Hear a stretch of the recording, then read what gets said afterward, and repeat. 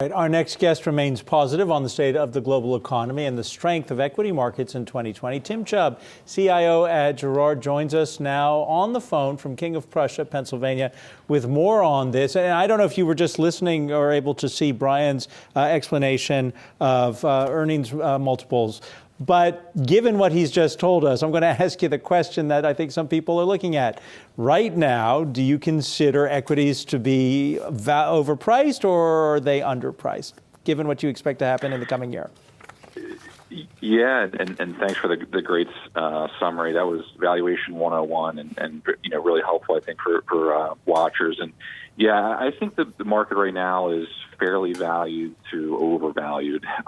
We're trying, as always, as investors, to be forward-looking and estimating as best as we can what future cash flow and revenue and earnings growth looks like for these companies. And so when you look at an S&P 500 multiple right around 18.5 to 19 times forward earnings, it's definitely above the elevated levels that we've seen in the last 5 years, or right around 17 times.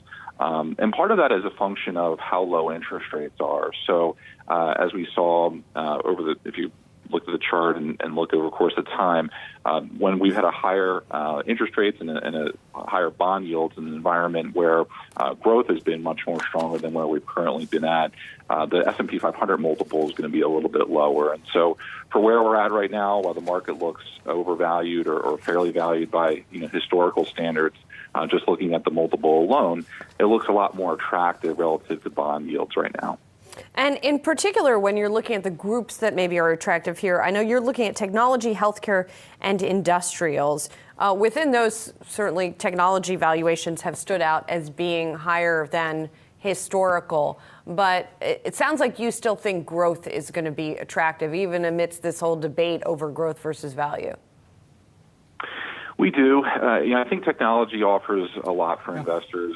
There's certainly growth, but a lot of these companies can be anything they want to be. They've got a tremendous amount of cash on their balance sheet. They have very low debt.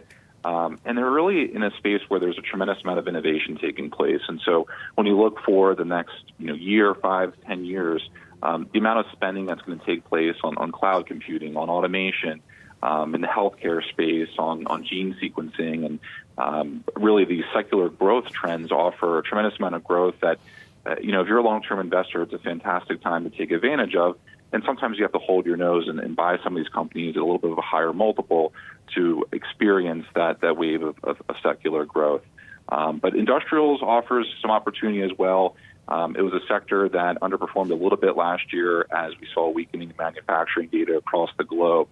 And PMIs has seemingly stabilized in recent months. And so I think if we see tariffs eliminated or further reduced, definitely a firming of global growth and spending within businesses and CapEx and inventories, I think industrials stand to benefit from some of the growth that we could see in the global economy in 2020.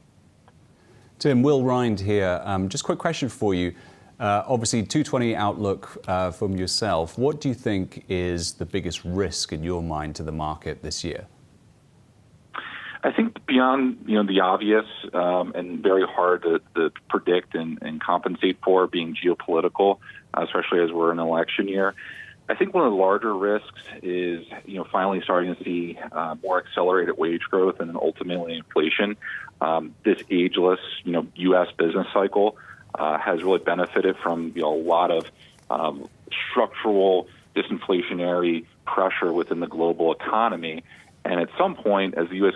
consumer continues to get stronger, the competitiveness within the job market continues to put pressure on wages higher, I could see maybe some of the margin expansion that's going to go into that earnings on the denominator of the PE multiple come under pressure. And so if profit margins do not expand to the 2018 highs that we saw just a year and a half ago, I think that could be something that could cause the market to be volatile in the short term and just put pressure on earnings expectations throughout the rest of the year. Hey investors, Zach Guzman here. Are you interested in learning more about the markets and getting the latest financial news? Well, then click right here to subscribe to our Yahoo Finance YouTube channel. Get the latest up-to-the-minute market analysis, big interviews in the world of finance, and information on how to manage your money every day wherever you are.